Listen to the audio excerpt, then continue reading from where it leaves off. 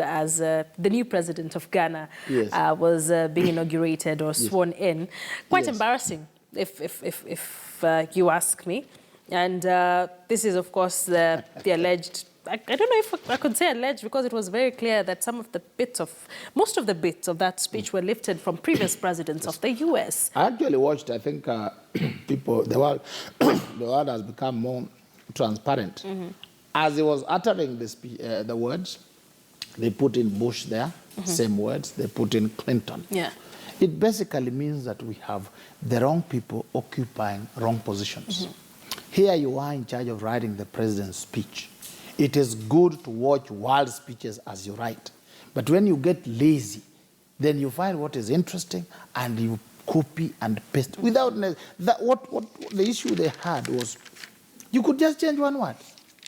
Like when Bush says, we want you to be this kind of, not observers.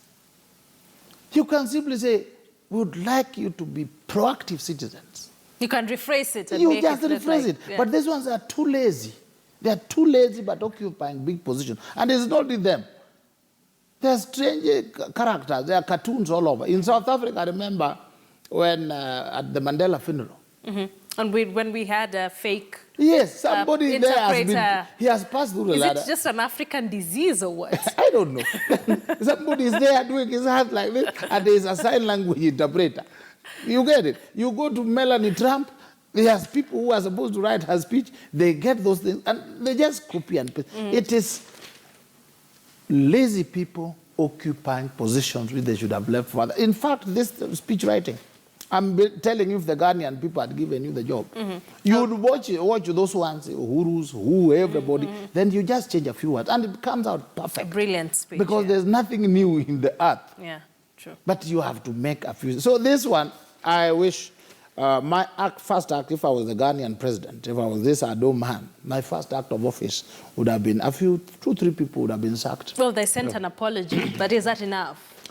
Yeah, for apology, embarrassing the president apology is in external. the most important day. Yes, apology is external, but sacking is internal.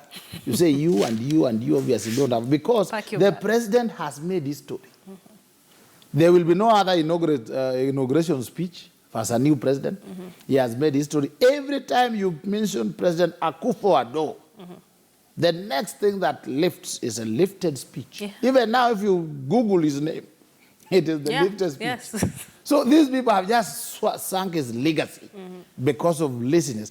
But I also blame him. I don't know whether it is him or... You can't really blame him. No, you blame him. You know, as waiting to be inaugurated, there's no much work he was doing. So all he needed to do was to read his speech. Read it. And then secondly, some of these people did his speech are his friends. He made them, so he made the wrong choices. Well, meanwhile, meanwhile, Ugandans in the internet say they don't even understand what inauguration means, and Zimbabweans, because, well, been having one person for the longest time. No, so but there has been inauguration in quotes. In quotes, yeah.